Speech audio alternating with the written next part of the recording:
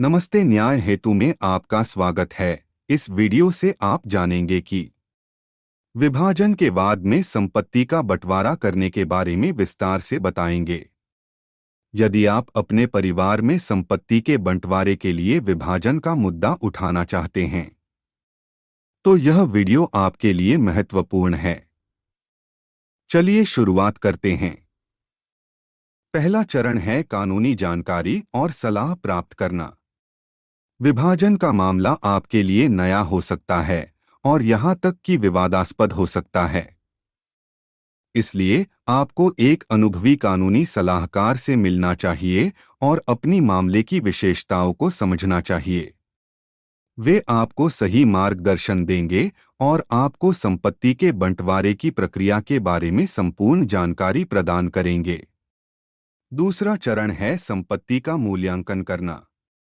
इसमें आपको अपनी संपत्ति की मूल्यांकन करने के लिए एक संपत्ति विशेषज्ञ की सलाह लेनी चाहिए। वे आपको बताएंगे कि संपत्ति की कीमत कैसे निर्धारित की जाती है और आपको संपत्ति के बंटवारे में इसे कैसे शामिल किया जाए। संपत्ति के मूल्यांकन से यह सुनिश्चित होगा कि विभाजन के दौरान न्यायपूर्ण और समर्थनीय बंटवारा हो सके। तीसरा चरण है विभाजन के लिए योजना बनाना। विभाजन की प्रक्रिया में आपको एक विभाजन योजना तैयार करनी होगी जिसमें बताया जाएगा कि कौन सी संपत्ति किस व्यक्ति को कैसे विभाजित की जाएगी। यह योजना कानूनी मान्यता प्राप्त करने के लिए महत्वपूर्ण है, इसलिए आपको अपने वकील के साथ सही योजना तैयार करनी चाहिए।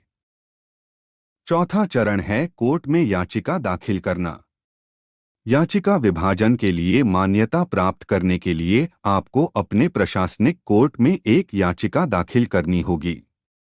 याचिका में आपको अपनी विभाजन योजना, संपत्ति का मूल्यांकन और विभाजन के साथ संबंधित सभी आवश्यक दस्तावेजों की प्रतिलिपि साथ में जमा करनी होगी।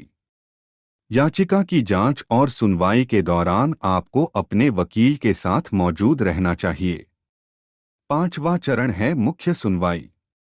मुख्य सुनवाई में आपको कोर्ट में पेश होकर अपनी मुद्दे की जांच और सुनवाई का सामरिक भाग बनना होगा। आपको अपनी याचिका की प्रतियां और दावों को प्रस्तुत करना होगा और विरोधी पक्ष के दावे का उत्तर देना होगा।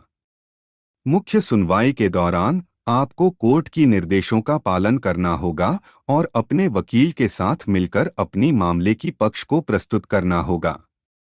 छठा और अंतिम चरण है अंतिम निर्णय। मुख्य सुनवाई के बाद अदालत अपना अंतिम निर्णय देगी और विभाजन की प्रक्रिया के संबंध में निर्णय लिया जाएगा।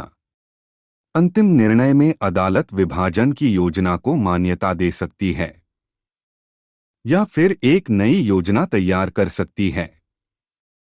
यह निर्णय आपके मामले की सभी तरफ के लिए बाध्यकारी होगा और आपको उसे मान्यता देना होगा।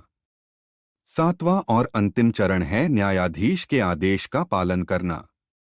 जब अदालत निर्णय लेती है तो आपको उसे पूरा करने के लिए संपत्ति का विभाजन करना होगा।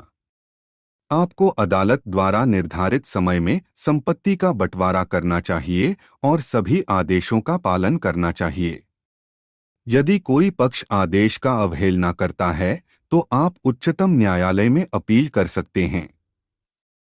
अंत में विभाजन की प्रक्रिया के दौरान आपको सभी पक्षों के साथ सहयोग करना चाहिए। यदि संभव हो सके तो सभी विवादों को विचारशीलता से हल करने की कोशिश करें और संपत्ति के बंटवारे में न्यायपूर्ण और समर्थनीय निर्णय लेने का प्रयास करें। इससे आपके मामले का निपटान तेजी से हो सकता है और सभी पक्ष संतुष्ट हो सकते हैं। और इसी के साथ हम इस वीडियो पर विराम देते हैं। यदि कोई प्रश्न हो तो कृपया हमसे कमेंट बॉक्स में और दिए हुए नंबर्स पर व्हाट्सएप करके पूछें। इस वीडियो को पूरा देखने के लिए और हमारा मनोबल बढ़ाने के लिए आपका धन्यवाद।